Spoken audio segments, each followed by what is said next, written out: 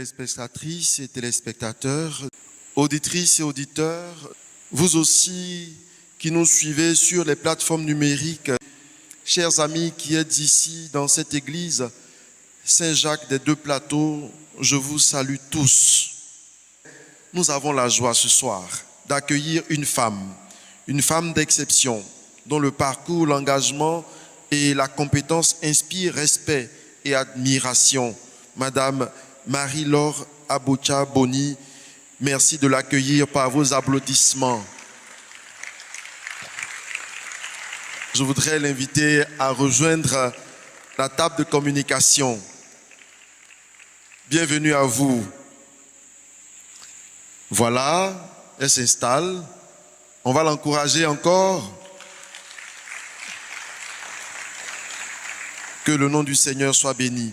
Alors, chers amis, chers frères et sœurs en Jésus-Christ et en humanité, qui est Madame Marie-Laure Boni?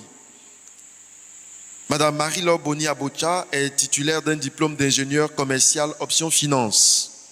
Après une riche carrière professionnelle dans le secteur bancaire et dans l'industrie pétrolière, elle choisit en 2012 de se consacrer pleinement au service de Dieu au sein de la communauté catholique Mère du Divin Amour, dont elle est membre fondatrice. Elle est aujourd'hui responsable de la mission internationale des fils et des filles de l'Alliance MIFA et présidente de Théos, deux structures engagées dans l'évangélisation et la formation spirituelle. Et ce n'est pas fini. Au niveau des instances ecclésiales, Madame Marie-Laure Boni a apporté une contribution significative aux travaux de l'Église en Afrique de l'Ouest. Elle a notamment été membre du comité épiscopal des œuvres pontificales missionnaires, MISSIO, au sein de la conférence épiscopale régionale de l'Afrique de l'Ouest, Serao Rekowa.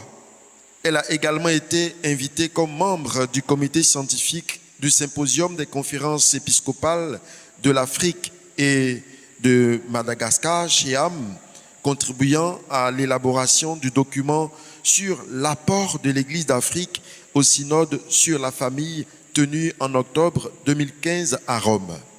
Plus récemment, elle a participé aux travaux du synode sur la synodalité en tant que membre de l'équipe nationale de contact, où elle assurait la responsabilité de la commission méthodologique.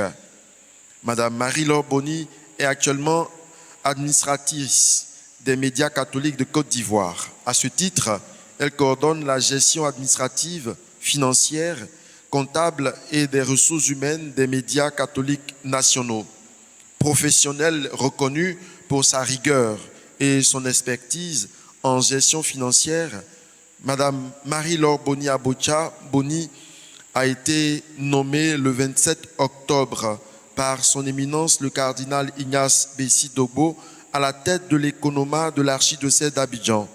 Cette nomination constitue une première dans l'Église catholique en Côte d'Ivoire, marquant une étape importante dans la participation des laïcs à la gestion des institutions ecclésiales. Voici brièvement présentée la conférencière de ce soir. Pour nous, les hommes, et pour notre salut, comment Dieu s'y prend-il pour nous sauver? Et sous vos acclamations, nous allons maintenant laisser la parole à la conférencière pour nous instruire sur le thème. Pour nous, les hommes, et pour notre salut, comment Dieu s'y prend-il? Madame Marie-Laure Boni Abocha, vous avez la parole.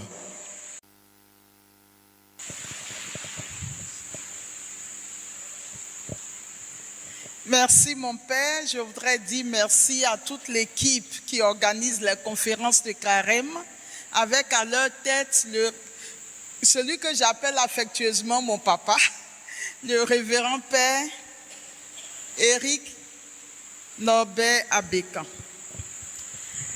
Bonsoir à tous. Vous comprenez donc que ce n'est pas facile pour moi de prendre la parole ce soir au milieu de tous ces grands théologiens Et puis, quand j'ai reçu le thème, je dis, mais pour nous les hommes et pour notre salut, comment Dieu s'y prend-il pour nous sauver?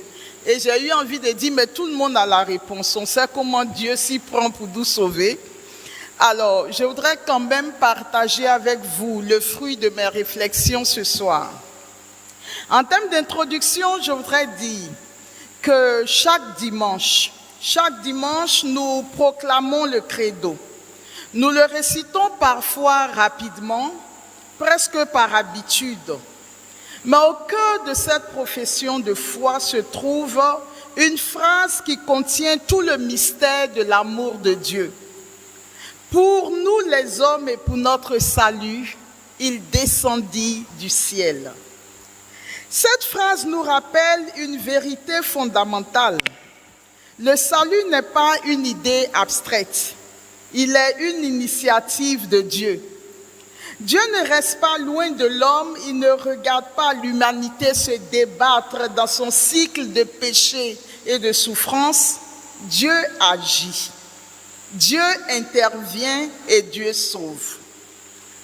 Alors, la question que j'ai eu envie de nous poser ce soir, l'entame de ce temps de partage, c'est: si Dieu doit nous sauver, de quoi doit-il réellement nous sauver?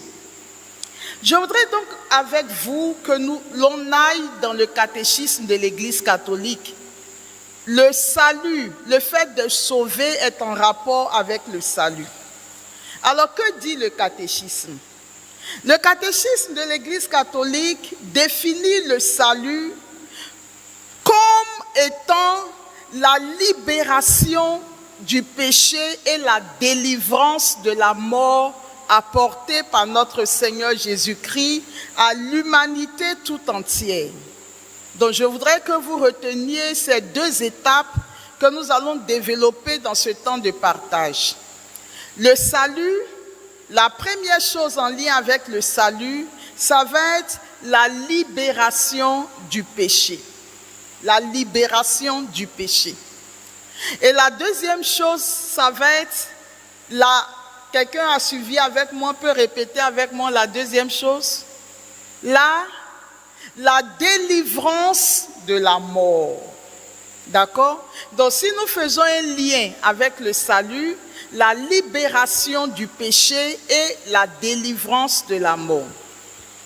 Ainsi donc, la première partie de mon intervention va s'articuler autour justement de l'objet du salut. Dieu vient nous sauver de quoi? Avant d'aller vers comment s'y prend-il pour nous sauver? Il faut déjà qu'on sache de quoi il vient nous sauver. Et dans le de quoi il vient nous sauver, la première chose que nous avons retenue, c'est qu'il vient nous libérer du péché. Et la deuxième chose, il vient nous délivrer de la mort. Donc avec vous, quand nous disons que Dieu vient nous libérer du péché, qu'est-ce que nous mettons réellement dedans? En tout cas, moi, j'ai fait une petite étude sur le péché et c'est ce que je voudrais partager avec vous ce soir. Regardons les différents types de péchés et à partir de quel moment nous disons que nous sommes en situation de péché. Donc, les différents types de péchés. D'abord, il nous faut comprendre le péché. Le péché, c'est quoi? Si j'avais la possibilité de donner la parole et que j'interrogeais les uns et les autres sur le péché, je pense que la plupart des réponses convergeraient vers le fait que le péché, c'est une désobéissance à un commandement de Dieu. Le péché serait une désobéissance à un commandement de Dieu. Mais avant que le péché ne soit désobéissance à un commandement de Dieu, le péché, c'est d'abord se détourner de sa fin dernière, qui est Dieu. La question du péché, ce n'est pas d'abord un acte que je pose, mais c'est le fait que mon être intérieur se détourne de ce vers quoi il est censé se tourner. C'est ça le péché en réalité, se détourner de Dieu qui est notre fin dernière. Et le catéchisme dit que tout acte libre que nous posons et qui nous détourne de la vraie fin qui est Dieu est un péché. Le péché n'est donc pas d'abord une désobéissance à un ordre divin, mais un détournement. Et en hébreu, péché signifie manquer son but. C'est se tromper de cible. Donc je pêche quand ce pourquoi j'ai été créé, ce que je suis emmené à faire, ce vers quoi je dois tendre. Si je ne suis pas en train de faire ces choses pour lesquelles je suis déjà dans le péché. Or, il y a une phrase dans les documents conciliaires, je crois que c'est Gaudium et Spes, qui dit ceci: il est le Dieu de qui nous venons, par qui nous vivons et vers qui nous tendons. Il est le Dieu de qui nous venons, c'est notre origine, par qui nous vivons, c'est notre présent, et vers qui nous tendons, c'est notre avenir. Donc, dès l'instant où Dieu n'est plus au cœur de notre vie, de nos décisions, de nos choix, de nos orientations, nous nous sommes détournés de la fin pour laquelle nous avons été créés et nous sommes déjà en situation de péché. C'est bon? On est ensemble? Donc, le péché va donc nous envoyer dans 3 dimensions. Le péché, ça va nous orienter vers le mal que nous nous faisons à nous-mêmes, vers le mal que nous faisons à Dieu et vers le mal que nous faisons à nos frères et sœurs. Ayant donc introduit cette notion de péché, je voudrais que nous regardions les différents types de péchés. Et le premier péché que je souhaiterais qu'on regarde, qui est évident un peu pour nous tous, c'est le péché originel. Alors, Dieu a créé l'homme pour que l'homme vive en amitié avec lui. Et c'est la raison pour laquelle, l'ayant créé libre, avec son libre arbitre, Dieu a voulu que les hommes librement puissent se soumettre à lui. Et que ce ne soit pas une relation forcée dans laquelle il nous oblige à l'aimer. Il voudrait que l'amour, l'amitié que les hommes ont pour lui soit volontaire. Donc, qu'est-ce qu'il va faire? Il va mettre devant l'homme, au jardin d'Éden, même si nos exégètes ont fini par démontrer que c'est un mythe, il va mettre devant l'homme l'arbre de la connaissance du bien et du mal, en lui disant: tu as le droit de manger de tous les arbres, mais celui-ci, tu ne le mangeras pas. Et pourquoi est-ce que Dieu fait ça? C'est pour pouvoir jauger la capacité des êtres humains à se soumettre à ses commandements. Donc, il va mettre là pour que librement l'homme sache qu'il ne peut pas tout faire, il ne peut pas tout avoir. Il y a des restrictions dans la vie et que l'homme puisse librement obéir à l'autorité de Dieu. Mais qu'est-ce que l'homme va faire? L'homme va céder au diable. Il va céder en désobéissant à Dieu. Et c'est de là que naît le péché originel. Mais ce que je voudrais ce sur quoi je voudrais mettre l'accent ce soir, et ce sont des choses que moi-même j'ai mis du temps à découvrir, c'est que le péché originel en tant que tel a eu des connaissances beaucoup plus graves dans la nature humaine qu'on ne le croit. Puisqu'on a habitué notre être à identifier le péché comme étant un acte qu'on peut poser, le péché originel, lui, va au-delà de l'acte. En fait, ce que le péché originel a fait en l'homme, il a déstructuré profondément l'être de l'homme. Le péché originel a d'abord banni la relation entre l'homme et Dieu. Or, l'homme n'est que par Dieu. Dès l'instant où Dieu n'est plus, l'homme n'est plus. Donc, il a banni la relation entre l'homme et Dieu. Deuxièmement, le péché originel est entré dans l'être de l'homme. Et qu'est-ce qu'il a fait? Il a souillé toutes les facultés de l'homme. Il les a détournées totalement de Dieu. Au point où toutes les facultés de l'homme se sont éloignées de Dieu, se sont avilies, se sont corrompues et se sont éloignées de Dieu. Le péché originel est allé jusqu'à souiller l'être dans toute sa substance. De telle sorte que quelqu'un qui n'a pas Dieu, quelqu'un qui n'est pas baptisé, même s'il peut lui arriver au nom de sa conscience de poser quelques actes, tout son être intérieur est totalement coupé de la présence de Dieu et de la relation à Dieu. Quand le péché originel fait ça, alors donc je vous explique que toutes les facultés de l'homme sont corrompues à cause du péché originel. Mais là où ça devient grave,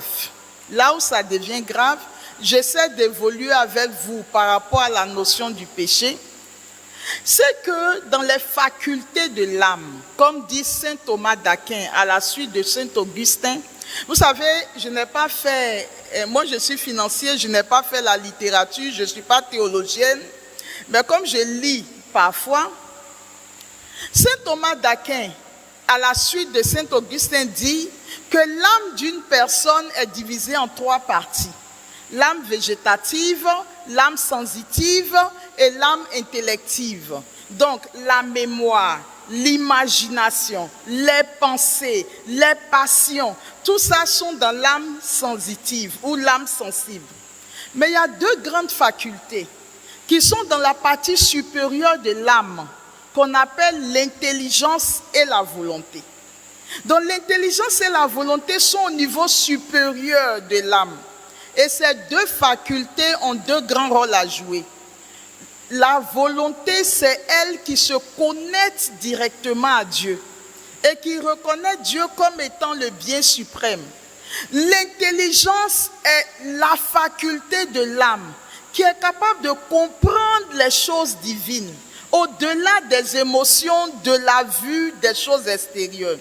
Mais quand l'intelligence qui doit comprendre Dieu est corrompue, qui doit connaître Dieu est corrompue, quand la volonté qui doit aimer Dieu comme le bien suprême est corrompue, l'homme est en danger. Vous êtes d'accord avec moi? Ça va, vous me suivez? L'homme est en danger. Alors quand l'homme est en danger, qu'est-ce qui se passe? Tout l'être de l'homme est incliné maintenant vers le péché. Donc le péché originel a cette particularité d'incliner la plupart des humains vers le péché. C'est pour ça que saint Paul dira dans son épître aux Romains, tous sont péchés et sont privés de la gloire de Dieu.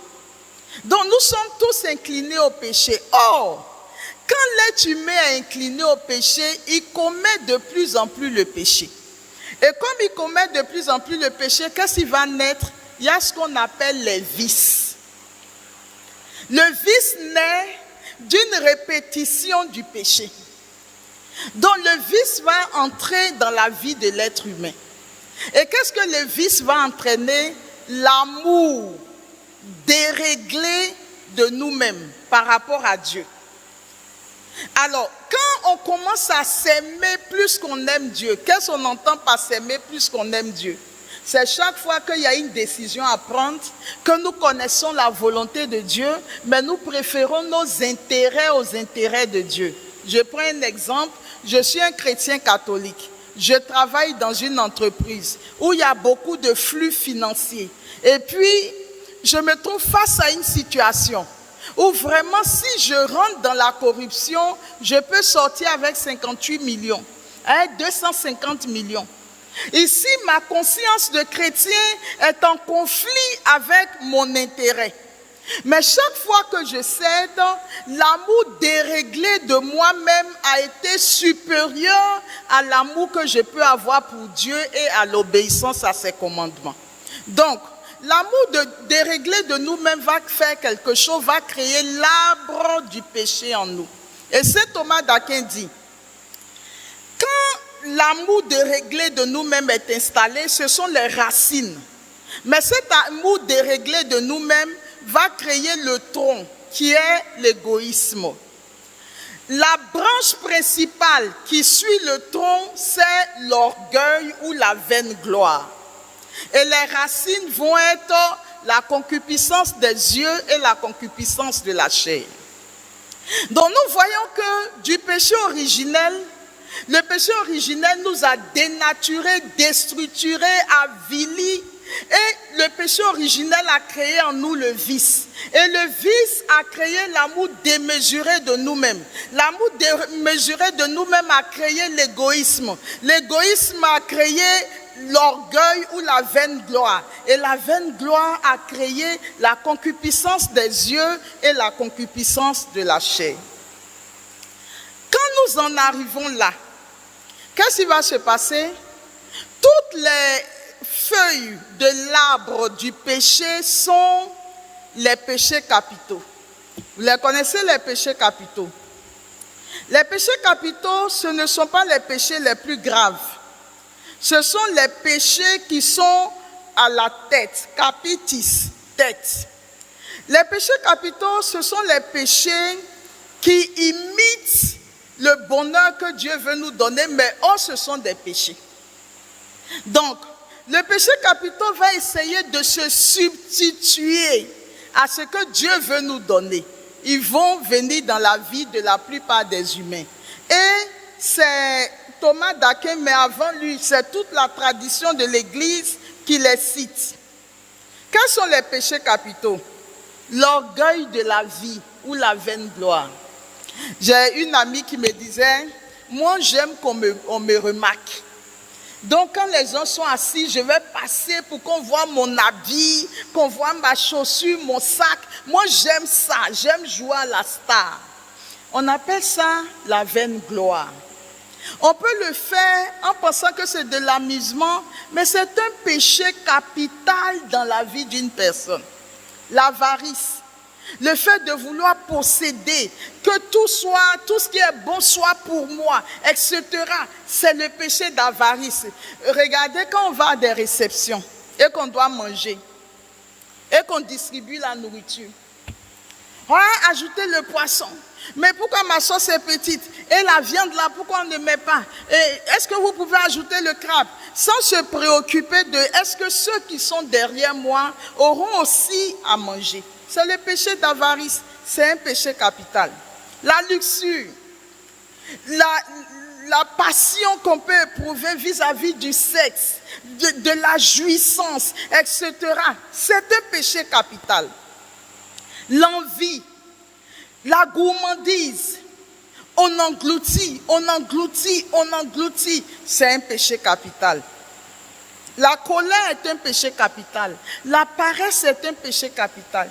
Ce ne sont pas les péchés les plus graves, mais ce sont les péchés qui, quand ils existent, ils font appel à beaucoup d'autres péchés. Alors, il y a un exemple que j'aime bien prendre dans la Bible. Je ne sais pas si on va me signaler le temps au fur et à mesure. Il y a un exemple que j'aime bien prendre dans la Bible. Regardez David. Le jour où David va voir Bethsabée, la femme de Uri, quel est le péché que David a commis quand il était sur le balcon? C'est le péché de quoi? Quelqu'un veut m'aider? Le péché de... Bon, comme on est en direct, je vais avancer. C'est le péché de l'oisiveté, la paresse. Ses soldats sont au combat et lui se promène sur le balcon. Donc c'est le péché de la paresse. La paresse est un péché capital. On a dit que les péchés capitaux ne sont pas les plus graves, mais ils entraînent les autres péchés. Donc il est dans la paresse et maintenant il va voir Bathsheba en train de se laver. Et quand il regarde son corps, il est rempli de désirs. Donc l'oisiveté a entraîné la convoitise. Il fait appeler Bathsheba, il couche avec elle en sachant que c'est la femme d'Uri. Donc de l'oisiveté, on est passé à la convoitise et de la convoitise, on est passé à quoi? L'adultère, c'est la femme de quelqu'un d'autre. Maintenant, quand Bathsheba lui dit qu'elle est enceinte, qu'est-ce qu'il fait?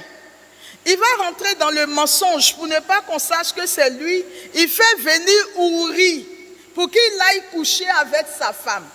Pour qu'on dise que l'enfant, il est maintenant dans la duplicité et le mensonge. Uri ne va pas là-bas.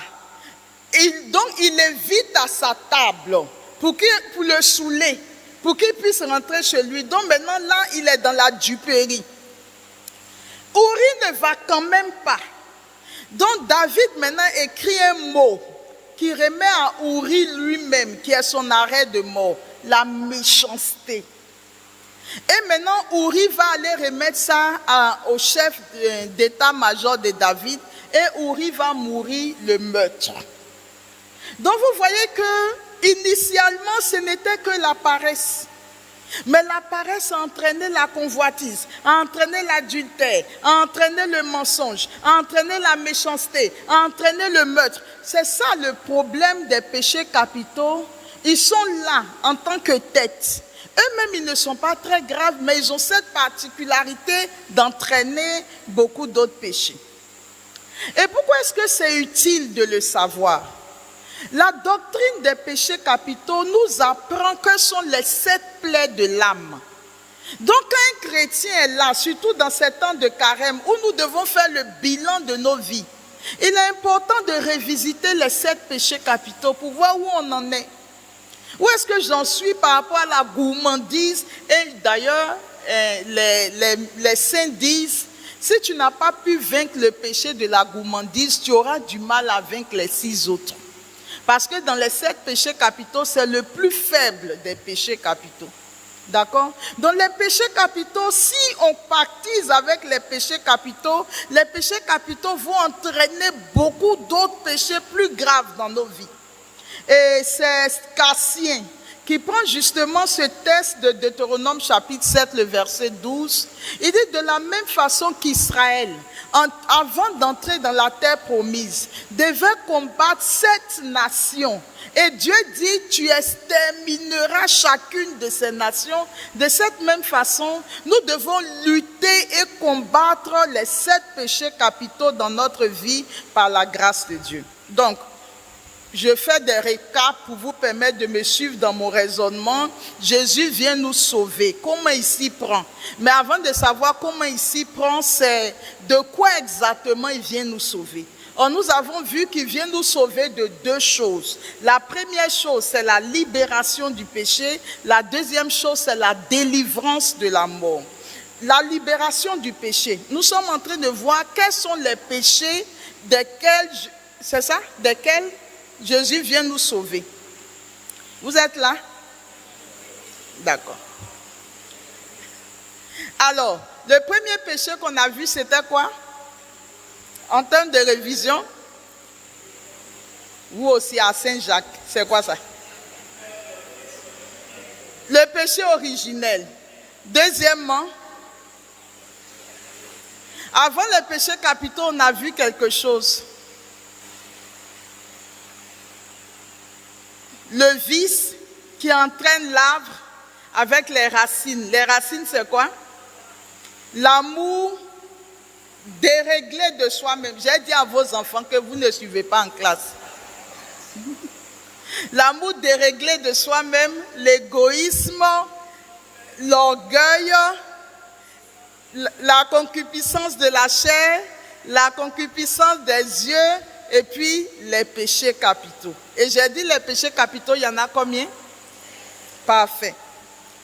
Quand les péchés capitaux s'installent, parce que le péché a cette particularité, que quand il est comme ça, et que tu pactises avec lui, il devient comme ça, il devient comme ça, il devient comme ça, il devient comme ça, il devient comme ça. C'est-à-dire, le péché, il a la particularité de s'enfoncer de plus en plus dans l'homme, d'avoir des racines profondes, de telle sorte que Dieu lui-même ait du mal à te sortir de là. C'est ça la particularité du péché. Et donc, après les péchés capitaux, il y a ce qu'on appelle les péchés mortels. Les péchés mortels, ce sont les péchés qui nous coupent totalement de Dieu. Les péchés qui nous coupent totalement de Dieu, qui nous font perdre la grâce que nous avons en Dieu. Et j'ai été étonné parce que je m'attendais à ce que les péchés mortels, ce soient des choses extrêmement graves. Mais je me suis rendu compte à partir du catéchisme de l'Église que pécher contre les 10 commandements est un péché mortel. Vous avez entendu ce que je viens de dire? Pécher contre les 10 commandements est un péché mortel. Donc quand la Bible dit tu ne mentiras pas, ça est dans les 10 commandements. Or vous voyez des gens à longueur de journée, ils mentent. pour se sortir d'affairement à temps et à contre-temps, c'est un péché mortel. D'accord? Et le péché mortel a cette particularité que quand tu ne te confesses pas et que la mort vient te trouver dans un péché mortel, tu ne vas pas au purgatoire.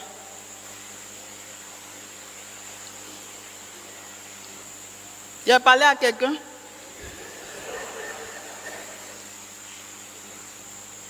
L'adultère, le mensonge, le vol, l'idolâtrie, tout ce qu'il y a dans les 10 commandements rentre dans les péchés mortels. Et si tu ne t'es pas confessé au moment où, je vais parler de la délivrance de la mort tout à l'heure, si tu ne t'es pas confessé à ce moment-là et que la mort te surprend, si tu ne t'es pas confessé, tu ne t'es pas détourné du péché pour revenir à Dieu, le catéchisme dit demeurer dans le péché mortel et être trouvé dans le péché au moment de la mort conduit directement en enfer. Alors je vais vous dire quelque chose qui m'a surpris une fois. Il y a un saint qui dit qu'il a un de ses...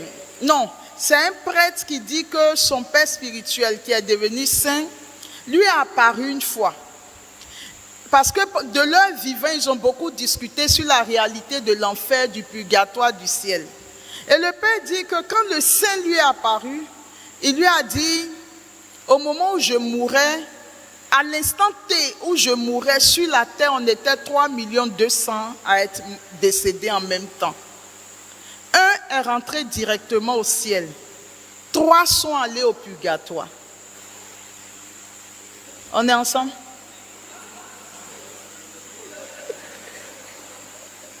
Pour nous qui connaissons les calculs, 3 200 000 moins 4. Le reste est où? Je referme la parenthèse. Et vous comprenez pourquoi le sang d'un Dieu a besoin d'être versé pour sauver les hommes de la damnation éternelle. Ainsi donc, le péché mortel a cette particularité que non confessé, elle nous envoie au ciel. Il y a un autre élément que je viens de découvrir, c'est ce qu'on appelle les restes ou les suites du péché. Quelqu'un connaît ça? Ça vous étonne, non? Moi-même, j'étais étonnée. J'ai dit, mais ça là, c'est quoi encore? Je ne connaissais pas. Les restes ou les suites du péché.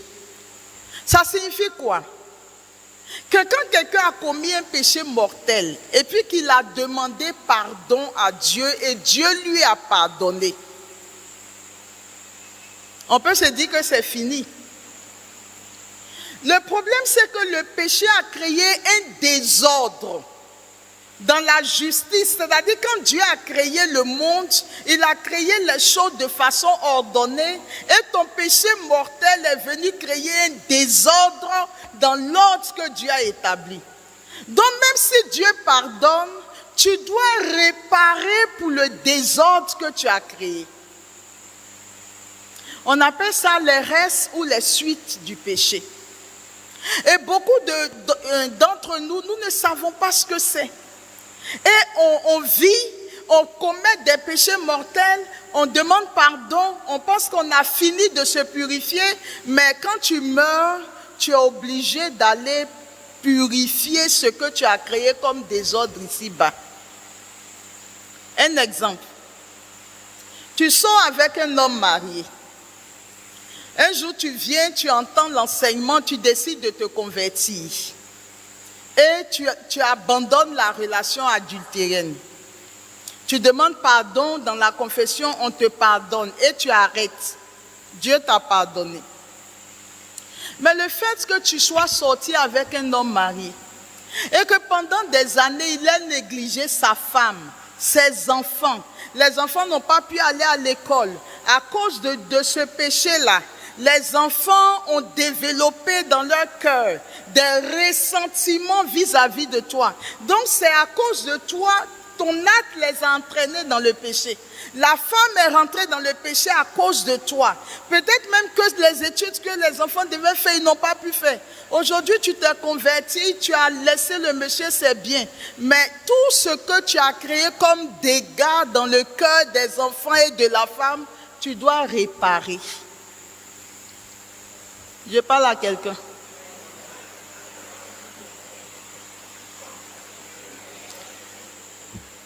Les péchés véniels.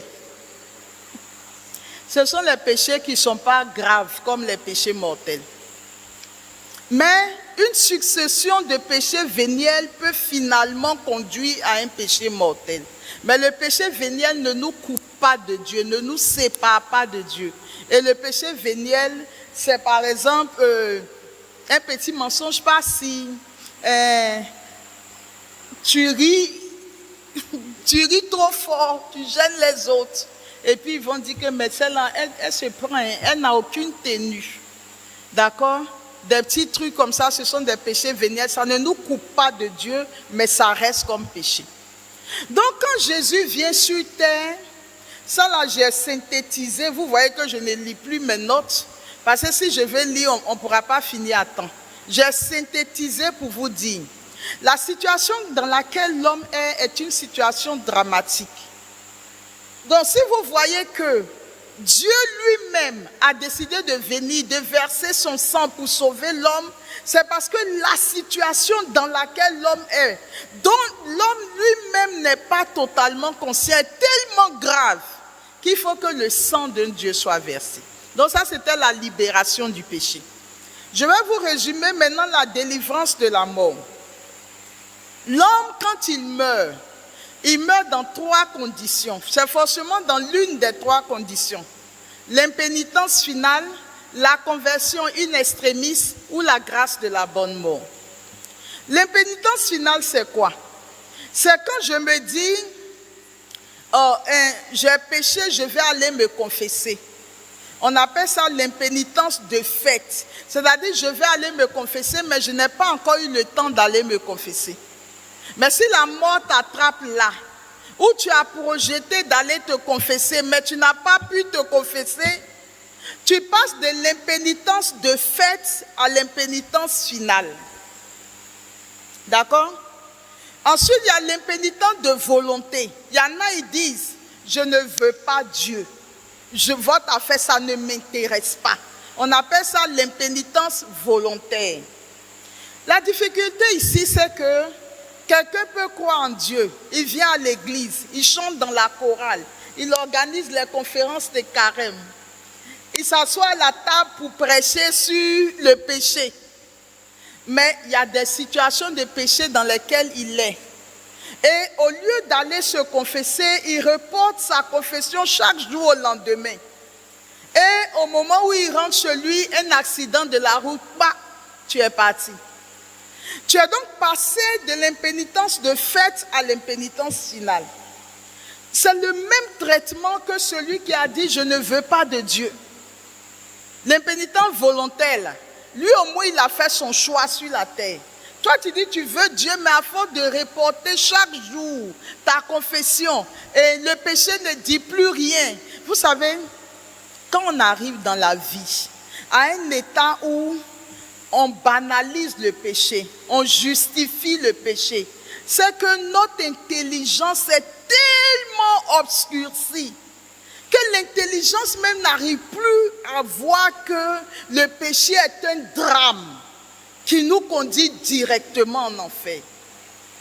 Si on peut justifier le péché et qu'on en est là, c'est grave.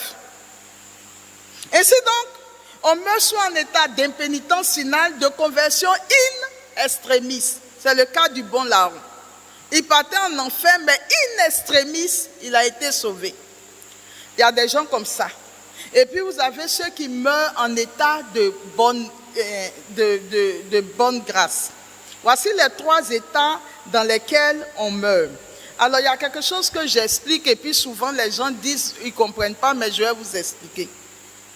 Quand une personne meurt, quand un parent vient de mourir comme ça, immédiatement la personne décédée est figée dans l'état où la mort l'a trouvée. Tu étais dans le péché, si la mort te surprend, tu es figé dans le péché. Tu étais dans la bonne grâce, la mort te prend, tu es figé dans la bonne grâce. Et le livre d'Ecclésiaste dit, là où l'arbre tombe, que ce soit au midi ou au nord, l'arbre reste dans l'état où il est tombé. D'accord? Alors, malheureusement ou heureusement pour nous, immédiatement après la mort vient le jugement particulier. Ce n'est pas encore le jugement dernier. Quand tu meurs aujourd'hui, dans les jours qui suivent, tu apparais au jugement particulier. Et au jugement particulier, toute ta vie défile, depuis le sein de ta mère. Ce que tu as fait, ce que tu pensais que Dieu n'avait pas vu, tout défile. Et à la fin du jugement particulier, la sentence n'est pas prononcée par Dieu, mais ça t'envoie naturellement où tu dois partir. Si tu dois aller en enfer, tu vas en enfer. Au purgatoire, tu vas au purgatoire. Au ciel, tu vas au ciel. D'accord? Et plus tard viendra le jugement dernier. Le jugement particulier, tu es seul face à face avec Dieu.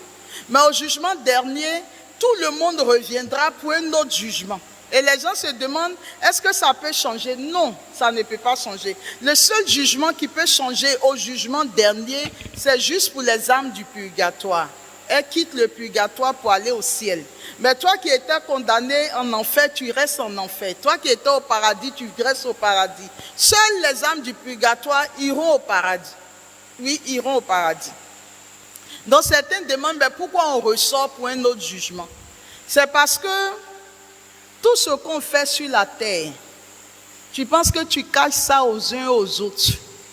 Ta vie privée, au jugement dernier, tout sera su par tout le monde. La vie de chacun sera dévoilée devant tout le monde. Et donc, c'est là où ton enfant va dire que yeah, papa, tu prêchais sur la terre, gars, c'est ce que tu faisais. Non, j'ai dit ça pour m'amuser. Mais pourquoi Dieu fait ça?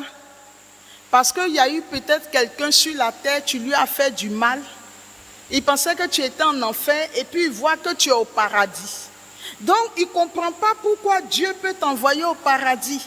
Donc, quand toute ta vie défile, alors il comprend que, en réalité, au moment de ta mort, tu as eu le temps de demander pardon à Dieu. C'est peut-être pour ça que Dieu t'a envoyé au paradis. Vous voyez, la vie de chacun va défiler devant tout le monde. Et d'autres vont dire que mais celui-là, il était bien sur la terre. Pourquoi il est en enfer? C'est ce jour-là, chacun saura pour chacun. J'ai donc parlé des 3 issues possibles après la mort. D'accord? Mais ce que je voudrais nous dire, et les 2 choses sur lesquelles je voudrais insister, avant d'aller voir comment est-ce que Jésus s'y prend pour venir nous sauver. Les âmes qui vont en enfer. Alors, il y a un truc que je dois vous dire qui va vous choquer, mais qui est la réalité. La miséricorde de Dieu est uniquement pour la terre. Je veux que quelqu'un retienne ça. Est-ce qu'on peut répéter cette phrase-là? La miséricorde de Dieu est uniquement pour la terre. Ensemble?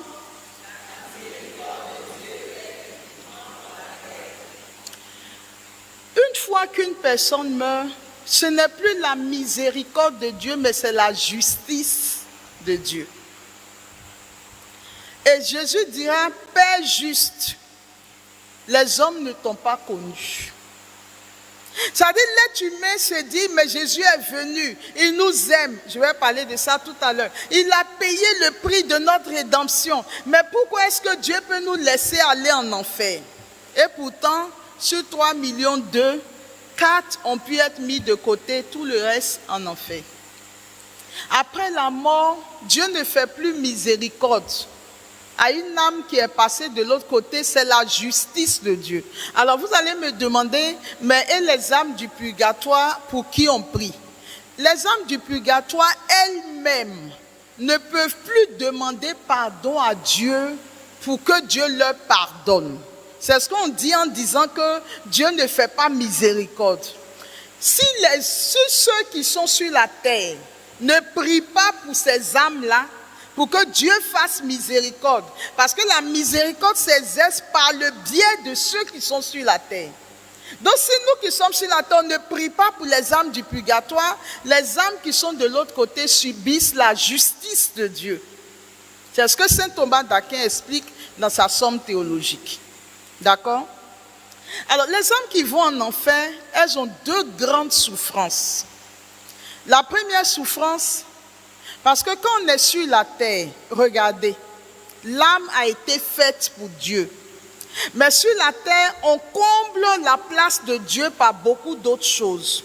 On a besoin d'amis, de relations, d'argent, de sexe, de repas, de plaisir. Donc ce gros trou que Dieu a créé en nous, pour le remplir de lui, sur la terre, on le remplit de beaucoup d'autres choses.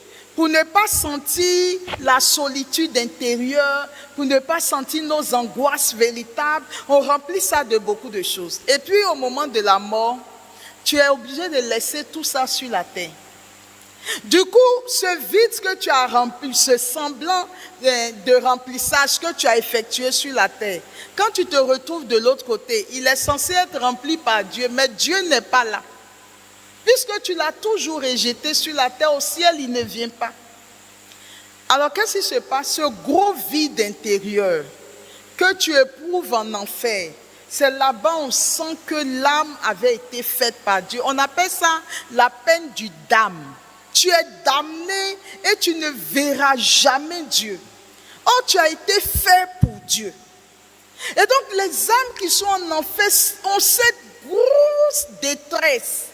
Parce qu'elles ont l'impression qu'elles ne sont pas. Il y a tellement vide en elles, un non-sens. C'est dramatique pour les âmes qui sont en enfer. Et en plus de ça, les âmes qui sont en enfer, elles passent leur temps à blasphémer, à insulter. Et puis les démons viennent leur dire, mais vous êtes trop bêtes quoi. Est-ce que c'est nous qui sommes morts pour vous? Donc vous êtes sur la terre, on est venu vous séduire, vous dire des choses et puis vous êtes rentrés dedans comme ça. Vous n'avez pas l'intelligence pour réfléchir que c'est Dieu qui est votre Dieu et que c'est lui que vous devez suivre. Bête que vous êtes, vous nous suivez. On vous dit péchez, vous péchez. On dit fâchez, vous vous fâchez. On est derrière vous, on dit mets-toi en colère, mets-toi en colère, mets-toi en colère. Vous vous mettez en colère. Vous ne lisez pas la parole. C'est ce que les démons disent, hein, aux âmes qui sont en enfer. Ça, c'est la peine du damne. Et puis après, il y a la peine du sens. L'horreur de Satan lui-même. Toutes les pourritures qui sont aux enfers. Donc ceux qui vont en enfer souffrent énormément. Je laisse l'enfer, je vais au purgatoire parce que je dois rebondir sur ma dernière partie.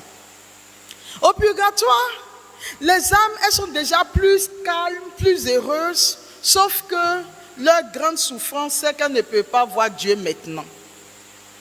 Donc, qu'est-ce qu'elles s'en vont faire au purgatoire? Elles ont été élues pour entrer au ciel. Malheureusement, seuls les saints rentrent au ciel. Seuls les purs rentrent au ciel. Parce que Dieu, il est saint et rien d'autre ne peut rentrer au ciel sans avoir sa nature. Donc ce sont des âmes qui ont aimé Dieu, qui ont marché dans sa volonté. Malheureusement, il y a des choses dans leur vie qu'elles n'ont pas réglées sur la terre et qu'elles doivent aller régler au purgatoire. Et la bonne nouvelle, quand Jésus nous dit, si quelqu'un veut être mon disciple, qu'il prenne sa croix et qu'il me suive. En fait, un chrétien ne doit pas écarter la croix de sa vie. Pourquoi? Parce que je vous ai parlé des réparations que nous devons faire quand nous péchons. Alors quand nous péchons et que nous voulons réparer, il faut accepter par exemple de supporter une humiliation.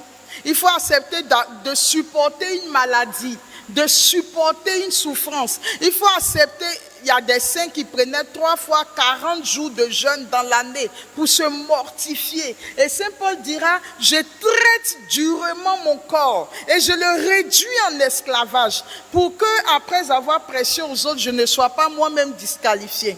Donc, à ce stade de la vie, pour faire réparation, il faut beaucoup de mortification, d'ascèse, d'accepter de s'humilier, d'accepter de ne pas refuser tout ce qui est vaine gloire, on répare sur la terre.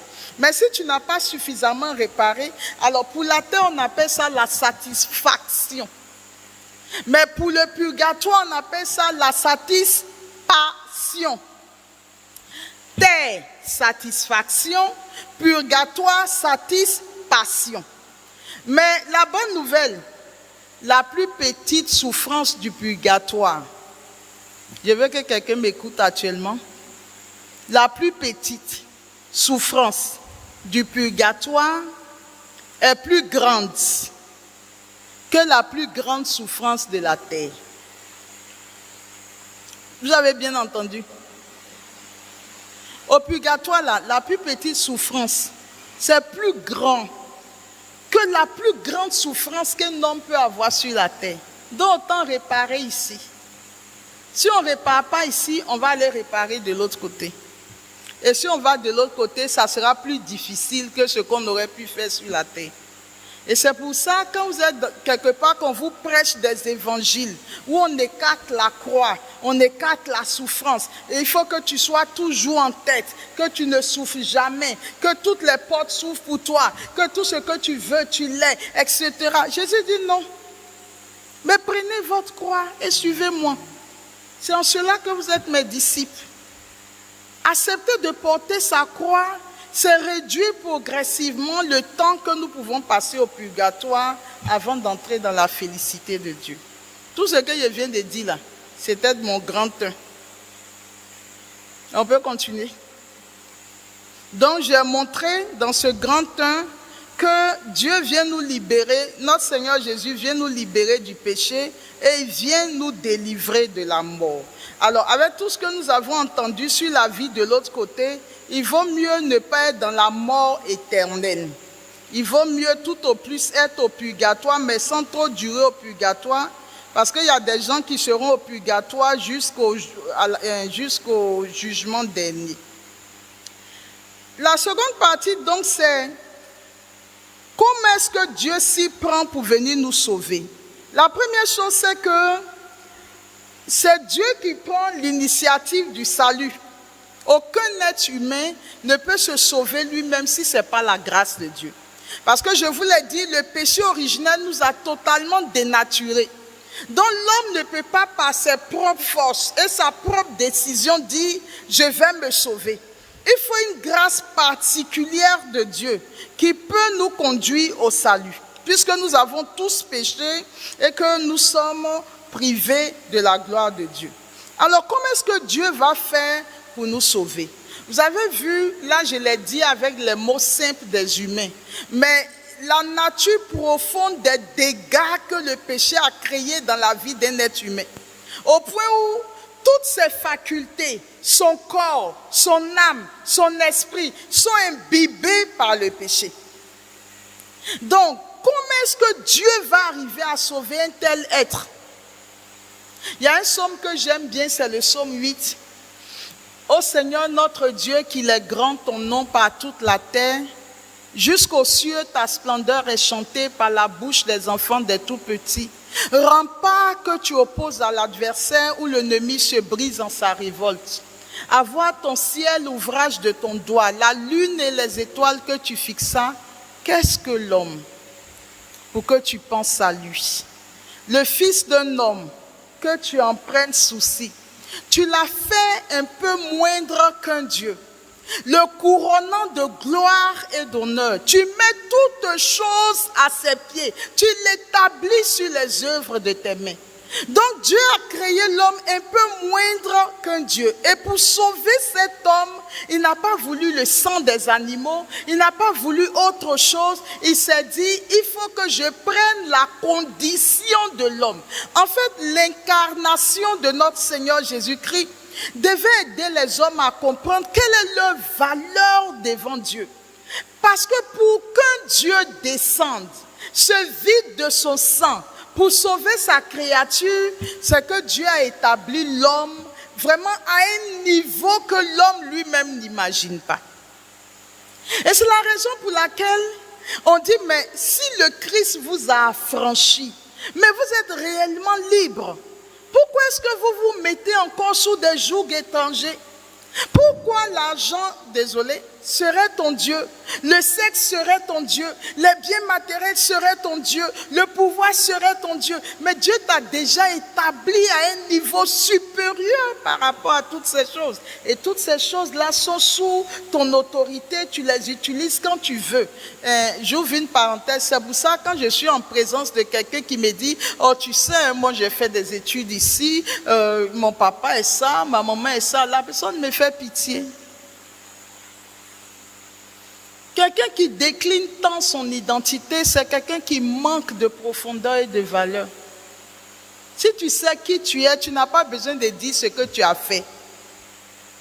Dieu t'a fait un peu moindre qu'un Dieu, il t'a établi sur les œuvres de tes mains. C'est plus important que le diplôme que tu as eu. Dans l'incarnation, Dieu va nous sauver en s'incarnant, en prenant notre condition d'homme. Et le credo le dit clairement, il descendit du ciel et par l'Esprit Saint, il a pris chair de la Vierge Marie. Alors pourquoi est-ce que Dieu décide de devenir homme? Parce que pour sauver l'homme, Dieu choisit de rejoindre l'homme là où il se trouve.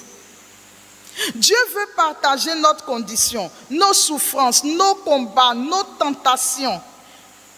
Et comme le dit l'évangile en Jean, le chapitre 1, le verset 14, le Verbe s'est fait chair et il a habité parmi nous. Donc Dieu va rentrer dans l'histoire des hommes. Et comment est-ce que Dieu va nous sauver? Par sa vie, sa mort et sa résurrection. Le Christ va prendre sur lui tous nos péchés, les malédictions qui pesaient sur nous.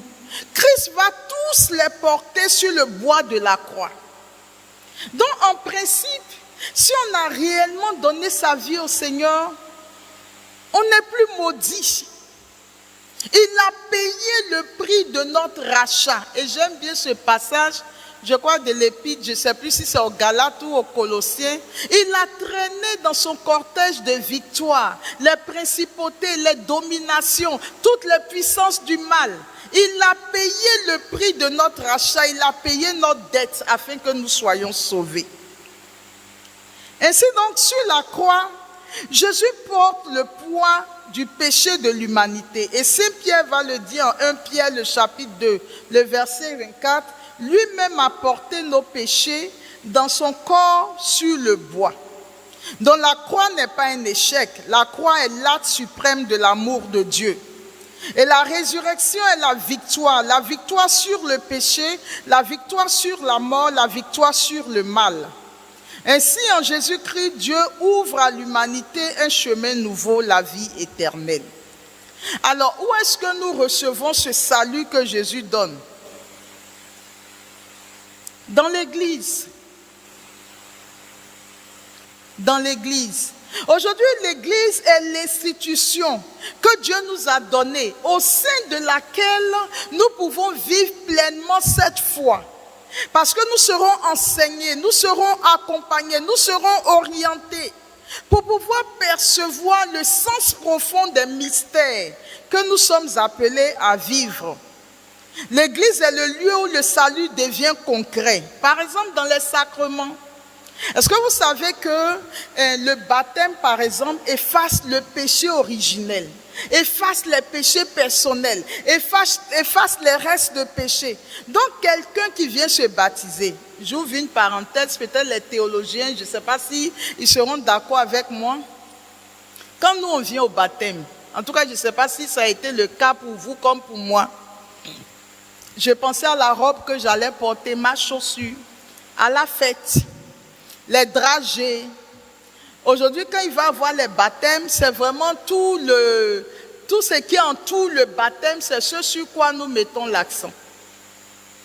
Mais le baptême en lui-même, regardez ce que je viens de vous décrire comme les conséquences du péché dans la vie de tout être humain. Et même le bébé qui vient de naître est déjà soumis au péché originel. Mais combien de parents vont réaliser qu'à travers l'acte du baptême, l'être de la personne va être totalement transformé. Parce que le baptême a cette faculté de tuer en nous l'être du péché et de nous faire naître de nouveau. Combien d'entre nous réalisons cela? Et c'est beaucoup plus important que les dragées qui sont à la maison, que le gâteau de baptême. Mais est-ce que nous sommes formés à percevoir concrètement tout ce que le baptême, sur le plan spirituel, nous apporte? Et l'Église, donc, à travers les sacrements, c'est dans l'Église qu'on devait être formé à ces choses, de telle sorte que quand quelqu'un sort du baptême et que le diable vient lui dire que mais tu t'es baptisé, mais tu sais que dans votre famille, vous ne vous mariez pas et que même toi, tu ne vas pas te marier, mais que la personne soit convaincue pour dire non, si Christ est en moi, je suis une nouvelle créature. Les choses anciennes sont passées, toutes choses sont devenues nouvelles. Mais qu'on y croit, parce que la foi est le fondement des transformations et des miracles de nos vies. D'accord? Je vous donne l'autre exemple, c'est le sacrement de l'Eucharistie. Chaque fois que nous sommes à la messe, au moment où le prêtre lève l'hostie, sur le plan mystique, qu'est-ce qui se passe? Ce qui s'est accompli à la croix il y a 2000 ans s'accomplit à l'autel de façon sacramentelle. Quand le prêtre lève l'hostie, Jésus fait rapidement 4 choses devant son Père.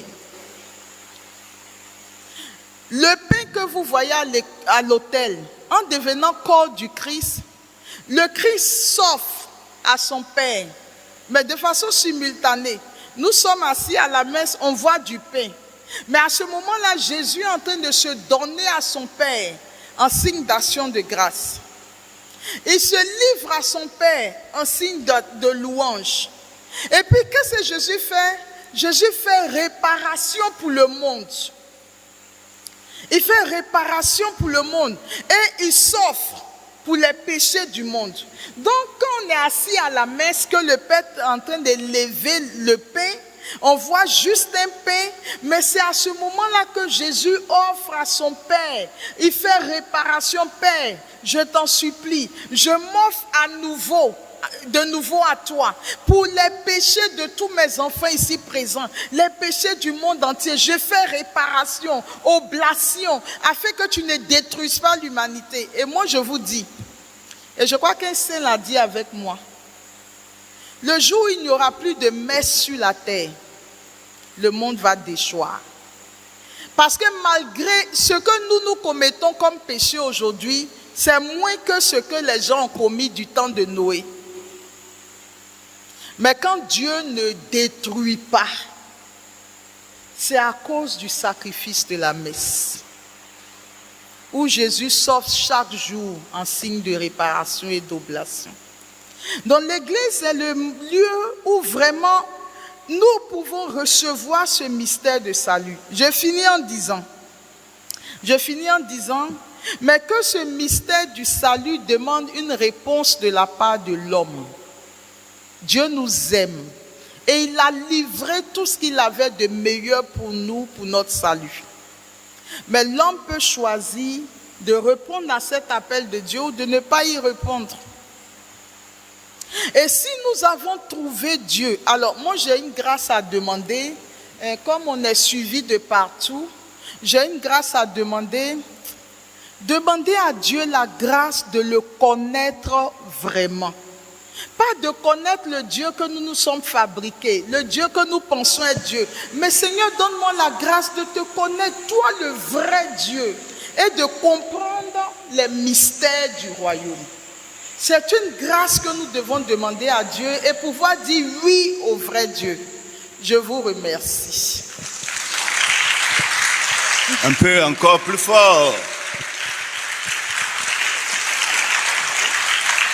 Merci beaucoup, chers amis. Quand le Père Bougnan a ouvert notre conférence de ce soir en donnant la parole à Marie-Laure Boni, et qui disait souvent, quelqu'un a écouté ce que je dis, est-ce que quelqu'un a écouté, bien écouté ce qu'il a dit, elle a dit? Et nous voyons très bien le style de chacun. Le style d'abord c'était des hommes, Ils avaient leur style à eux, assez direct. Et nous avions entendu une femme qui nous a parlé aussi avec sa manière, hein, qui est rentrée dans les détails. Les détails, ça fait partie des femmes. Et nous sommes tellement complémentaires, hommes et femmes. Nous te disons merci, Marie-Laure. Merci pour cet enseignement, cette belle nourriture spirituelle que tu nous as donnée. Avec ton style propre à toi, et nous avons compris, tu es une femme de conviction. Tu nous as parlé avec beaucoup de conviction. Et nous sommes fiers de savoir que dans notre Église, nous avons des hommes, des femmes de foi qui peuvent convaincre, qui peuvent aller tout communiquer à leurs frères et sœurs comment s'accrocher à Dieu. Et c'est ce que tu as fait ce soir et nous te disons merci. Alors, chers amis, vous pouvez poser des questions pour permettre à nos sœurs, Marie-Laure, d'aller encore plus loin. C'est la première fois qu'on écoute à la table du père Abékan une dame. Et ça fait la fierté. En tout cas, je suis fière de... Tu vois, je suis essoufflée. Hein? Je suis vraiment fière de l'intensité et puis du caractère vivant de l'exposé que nous avons entendu. En tout cas, merci. Merci pour cet enseignement. Maintenant, ce que j'ai retenu, j'ai entendu que la miséricorde de Dieu est pour la terre. Et une fois on meurt, on est face à la justice de Dieu. Et puis, j'ai retenu aussi que après la commission du péché et le pardon là, on peut avoir des restes et des séquelles. Alors je me pose la question de savoir comment, si on ne sait pas par exemple qu'on a des restes, comment on peut faire enlever ces restes-là? Est-ce que la Vierge Marie peut nous porter secours? Parce qu'on dit qu'elle participe à l'œuvre du salut.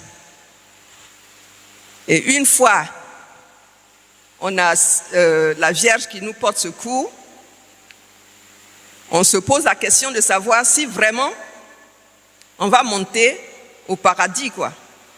Parce qu'après l'exposé, moi j'ai eu peur, je me suis dit que personne n'ira au paradis.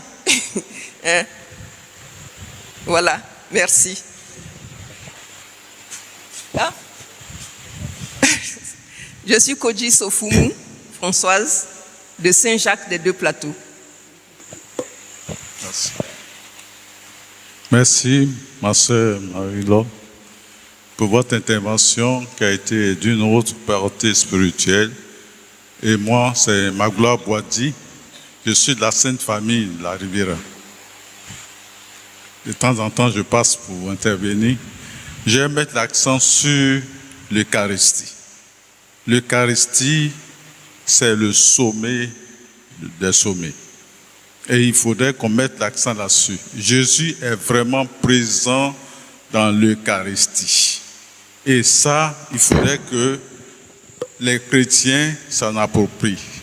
Et les chrétiens se sont appropriés, et Dieu s'est vraiment bien approprié de ce sacrement, dans la mesure où le corps, Jésus a dit, celui qui mange ma chair et boit mon sang a la vie éternelle. C'est vrai. Il faut croire à ça. Les prêtres font cette messe et il faudrait que nous, les catholiques, nous prenions cette affaire très, très, très au sérieux. Venir à la messe, communier, c'est important. Aller à l'adoration, c'est important. Prier la Vierge Marie, c'est important pour nous. Il faudrait qu'on mette l'accent là-dessus. Je parle de façon un peu couverte, mais je fais référence surtout à la jeunesse. Avec Carlos Acutis, que nous avons reçu sur tous les plans, sur les réseaux sociaux, cet enfant a fait relancer l'Eucharistie sur le plan mondial.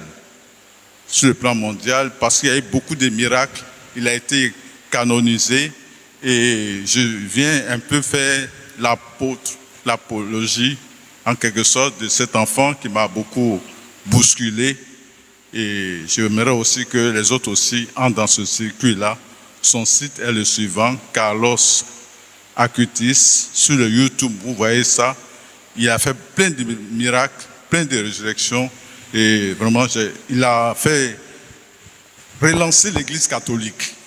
Et vraiment, je suis très, très heureux. C'est pour ça que je suis venu aujourd'hui. Sinon, je ne voulais même pas venir, mais je suis venu aujourd'hui spécialement pour ça. Merci, ma soeur.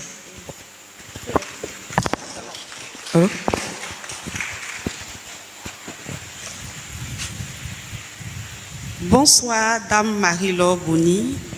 Merci beaucoup pour votre brillant enseignement.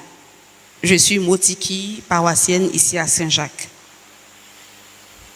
Vous aviez dit qu'au jugement dernier, chacun saura ce que chacun a fait.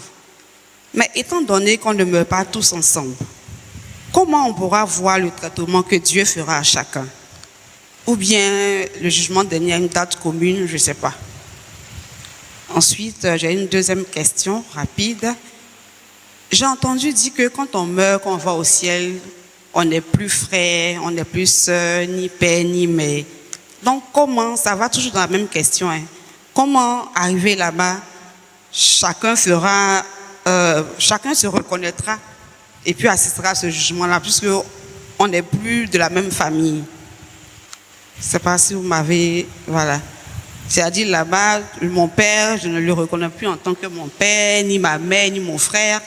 Donc à quel moment ce jugement-là se fera pour que je sache que j'ai affaire à mon père ou à ma sœur? Et la dernière question, si vous permettez rapidement, est-ce que Dieu qui aime tant ses enfants et le monde qu'il a créé là, il va détruire un jour le monde pour pouvoir faire le jugement dernier? Parce que je sais qu'à chaque fois on accouche un peu de partout. Est-ce qu'il y aura un jour où il n'y a plus de procréation, plus de naissance et puis on dit le monde est fini? Merci beaucoup.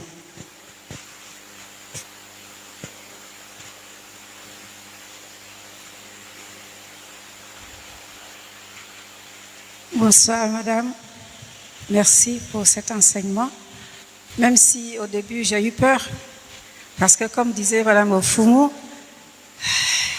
si on ne sait pas ce qu'il faut réparer, est-ce que quelqu'un pourra rentrer au ciel?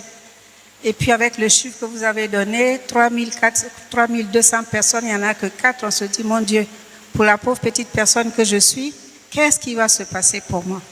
J'ai juste une petite question. Vous avez dit que le Christ a payé pour notre dette. Il s'est donné, il a donné son sang sur la croix pour que nous soyons sauvés. Mais bien sûr, cela n'empêche pas que s'il y a réparation, on puisse le faire et qu'il faut se confesser quand même, malgré le fait qu'il a déjà donné son sang. Il y a certaines religions, j'ai une amie qui est pas ivoirienne, à qui je suis allée rendre visite, et il n'y avait pas d'église catholique dans le quartier, donc je l'accompagnais à son église. Et je lui ai demandé, mais est-ce que vous vous confessez dans votre église? Elle a dit non, que Jésus a déjà tout payé sur la croix. Il n'est plus nécessaire qu'on se confesse. Qu'est-ce que vous en pensez? Pardon. Cécile Bogart, paroisse Saint-Jacques.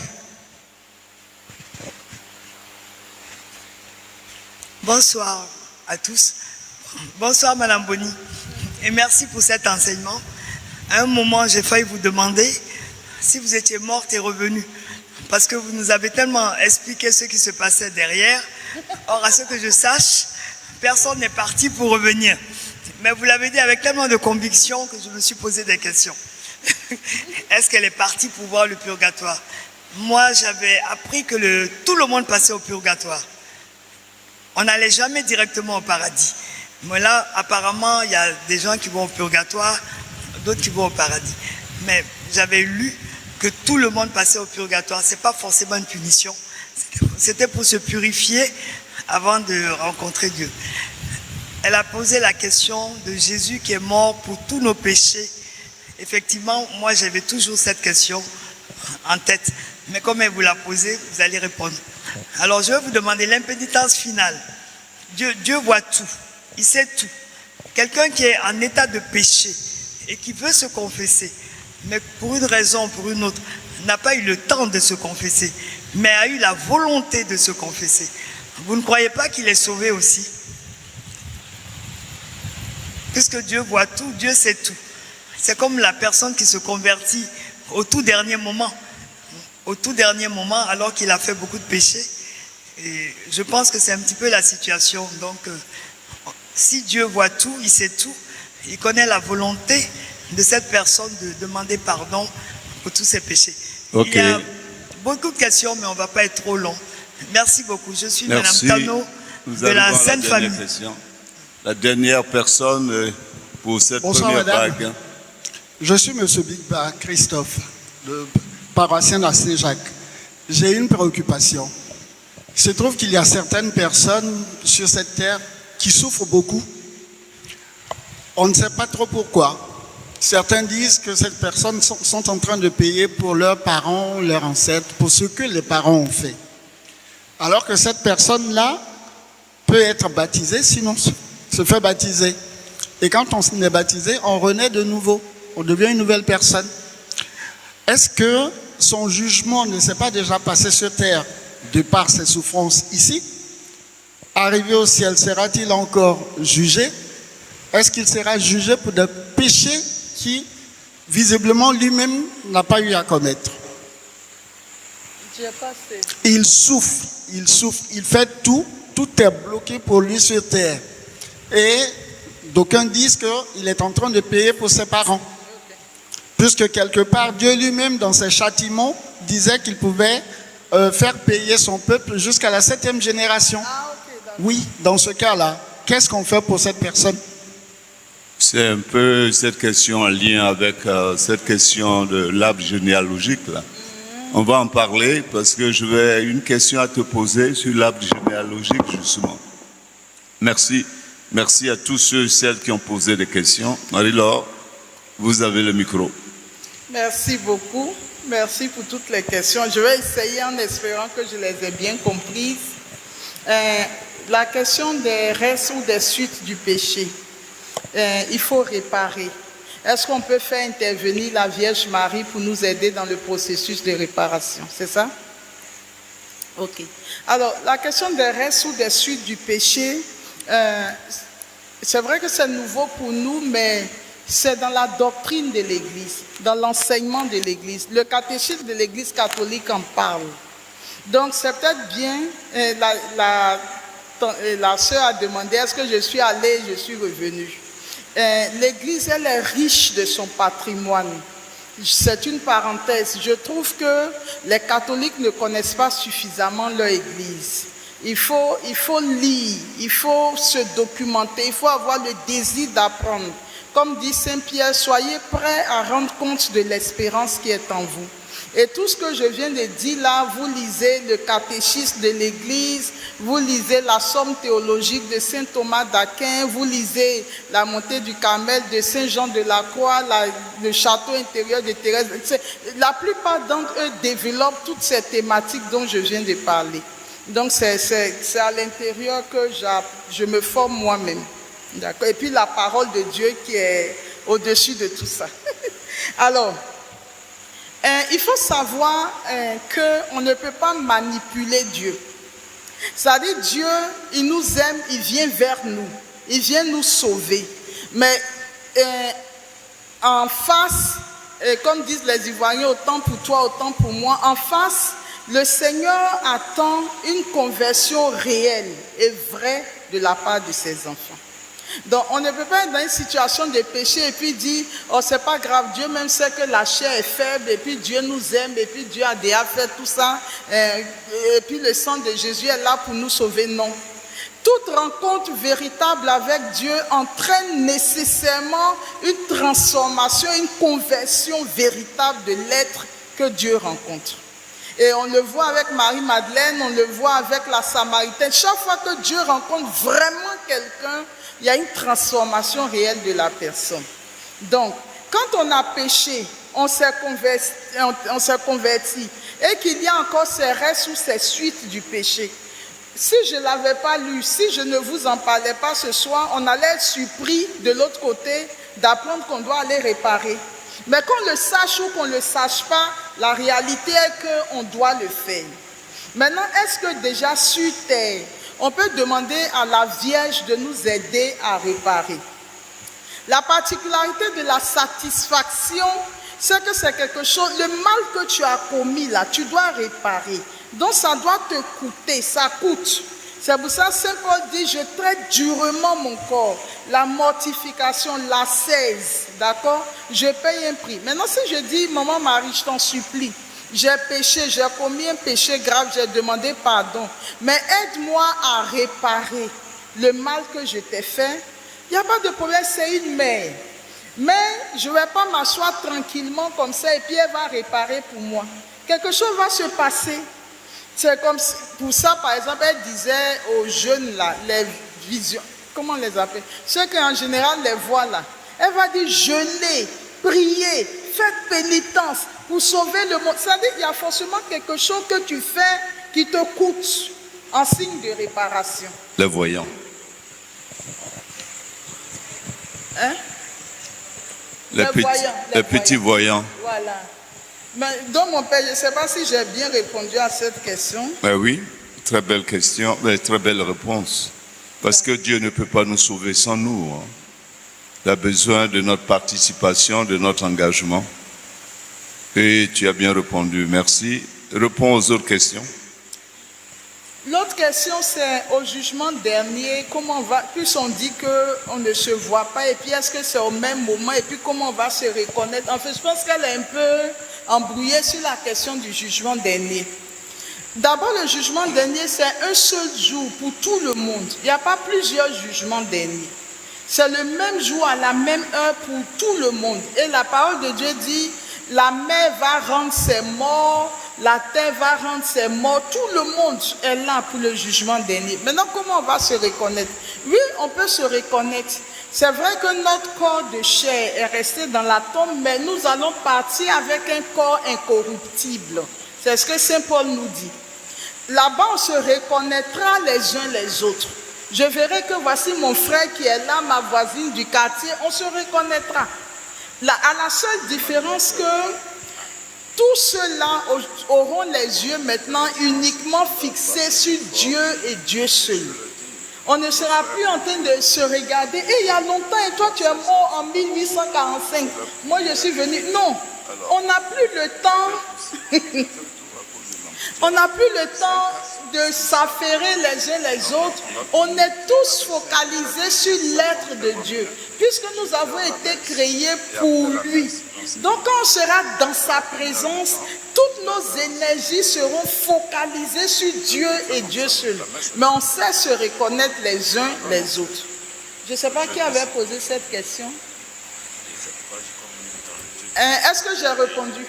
Ok, d'accord. La troisième question, le Christ a payé le prix de notre dette. Faut-il se confesser?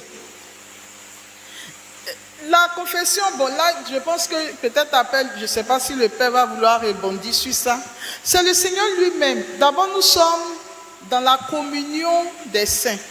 D'accord? Et Jésus lui-même dit qu'on peut se confesser. C'est-à-dire, d'abord, il dit, si... il y a une phrase de l'évangile là, qui est en train de m'échapper. C'est-à-dire, il dit à Pierre, il dit tout péché que vous aurez remis sur la terre sera remis dans le ciel. D'accord? Donc, nous avons la possibilité de remettre des péchés sur la terre. Et Paul Pierre étant la tête de l'Église, le premier pape de notre Église, le Seigneur lui a dit, ce que vous aurez remis sur la terre, moi dans les cieux je le remettrai.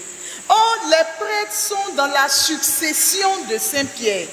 Ils viennent tous de ce sacerdoce-là que le Christ a conféré à Pierre. Donc, on peut aller se confesser chez le Père et il nous pardonne nos péchés. Est-ce que c'était ça la question? Comme je ne sais plus qui a posé quelle question. Oui, c'est vous, c'était ça?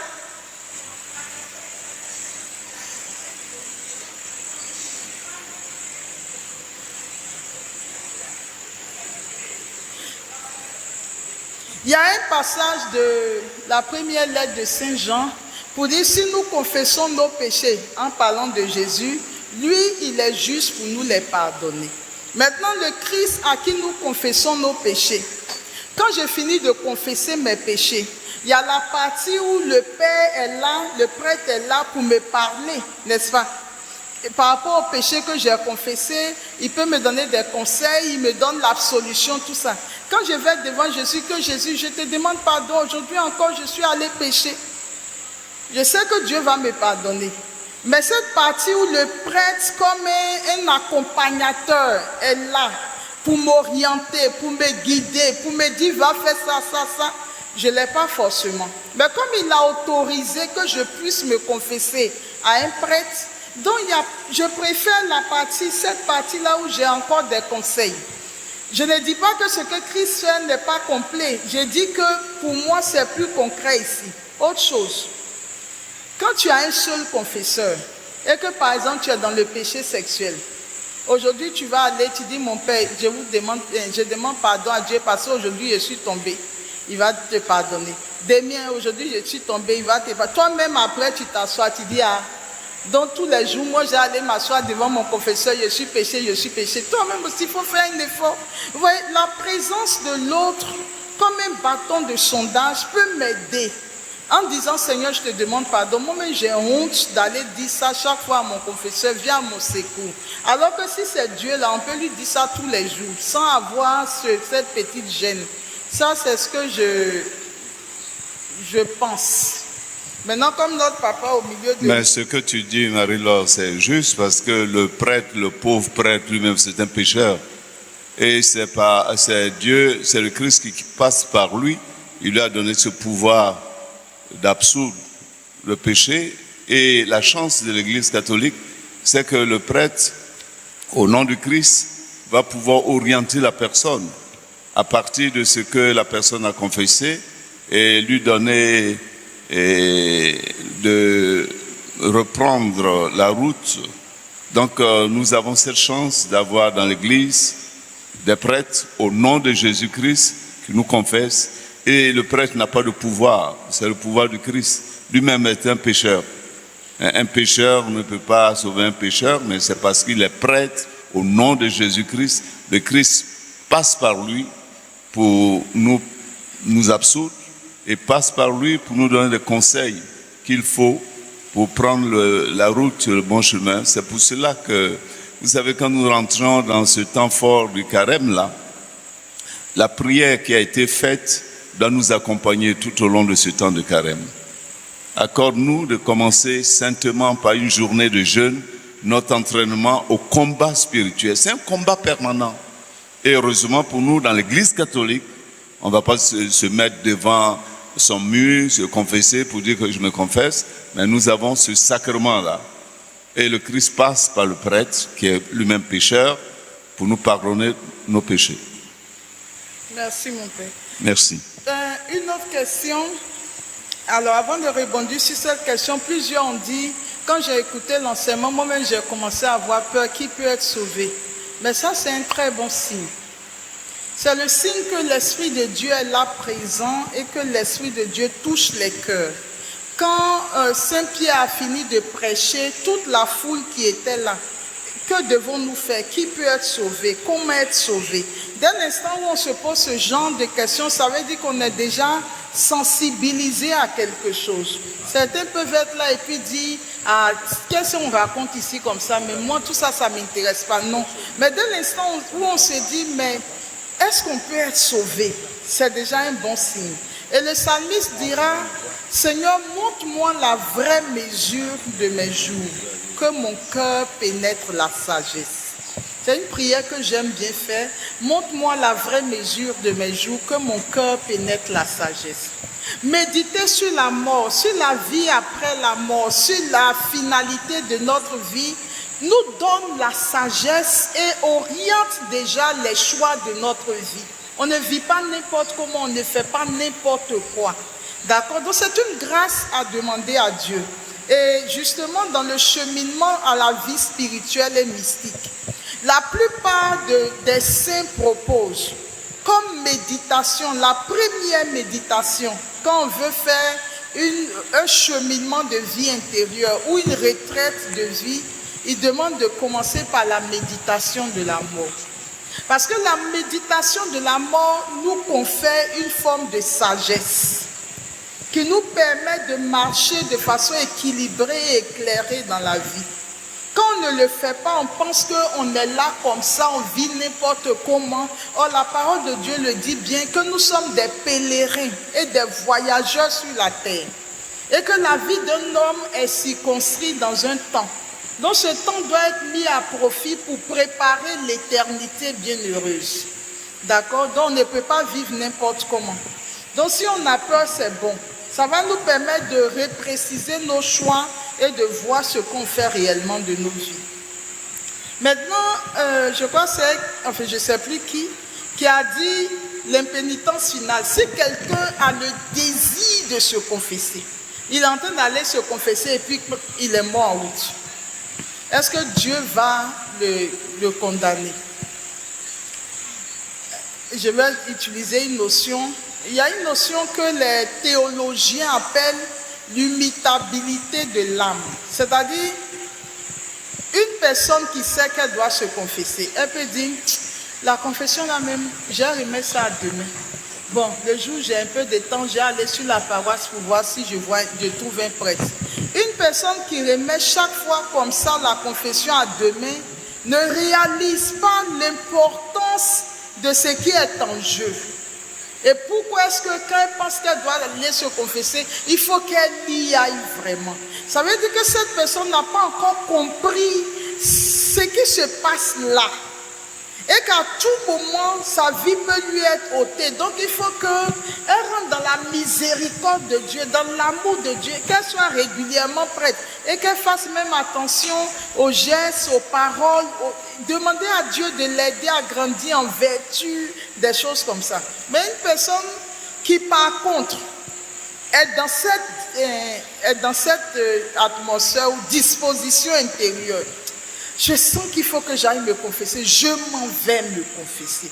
Ou bien, Seigneur, quand je dépose les enfants nets, je m'en vais me confesser. Et puis, quand elle dépose les enfants nets, une voiture la cogne, elle meurt sur le champ. Mais le Seigneur regarde le désir de son cœur. C'est pour ça que parfois on dit, quelqu'un qui a désiré le baptême et qui n'a pas pu être baptisé est reçu par le Seigneur. Le Seigneur regarde toujours le désir du cœur. Donc quelqu'un peut désirer, n'a pas pu, Dieu pardonne, mais quelqu'un l'a fait avec négligence alors qu'il aurait pu, au lieu d'aller se confesser, d'aller s'asseoir au salon de coiffure pour faire manicure, pédicure. Si c'est une femme, et si c'est un homme, il est assis devant la télé, il regarde les matchs de football. C'est bon? Mais je peux t'aider par un exemple. C'est l'exemple du père de Saint-Curé d'As, cette paroissienne qui est venue en pleurant et qui dit au Saint-Curé d'As, mon fils va aller en enfer parce qu'il vient de se suicider. Il s'est jeté dans l'eau. Il est mort. Alors mon fils va en enfer, elle pleurait. Et le Saint-Curé d'As lui dit, non, ton fils ne va pas en enfer, il est au ciel. Pourquoi? Parce que quand il s'est jeté dans l'eau, avant que son corps ne frappe l'eau, parce que quand les spécialistes nous disent, une fois que vous tombez dans l'eau comme ça, l'eau ressemble à un vrai ciment, peut vous casser le cou.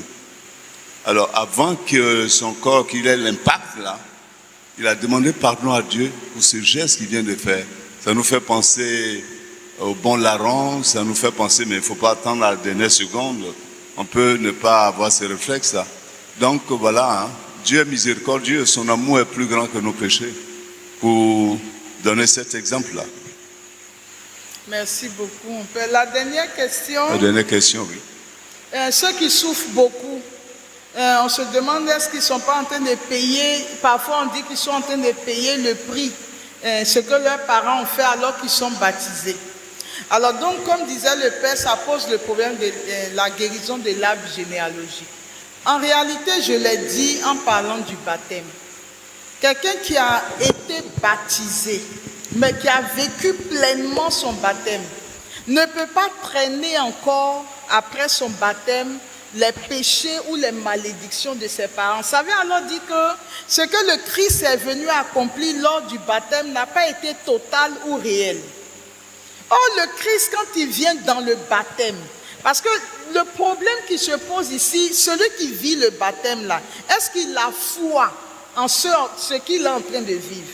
S'il croit réellement que le Christ est dans ce qu'il vit, le Christ vient le sauver, il le délivre du péché originel, de la malédiction du péché. Il change son identité, il devient enfant de Dieu, il rentre dans l'église et il reçoit les sacrements.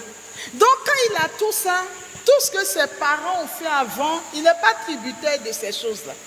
Maintenant, s'il est venu au baptême, n'importe comment, il n'a rien compris dans ce qu'il faisait, là, je ne sais pas, peut-être que le Père pourra nous aider. Maintenant, si après tout ça, il a bien vécu son baptême, mais qu'il va de souffrance en souffrance, souffrance en souffrance, il y a la question du discernement qui se pose. Seigneur, pourquoi? Si Dieu veut, il répond. Si Dieu veut, il ne répond pas. Il est Dieu. Mais cette personne pourrait offrir ses souffrances au Seigneur. Seigneur, je te les offre en signe de réparation pour mes propres péchés, pour les péchés de ma famille, pour les péchés du monde, pour les péchés des prêtres. On peut, par nos souffrances, contribuer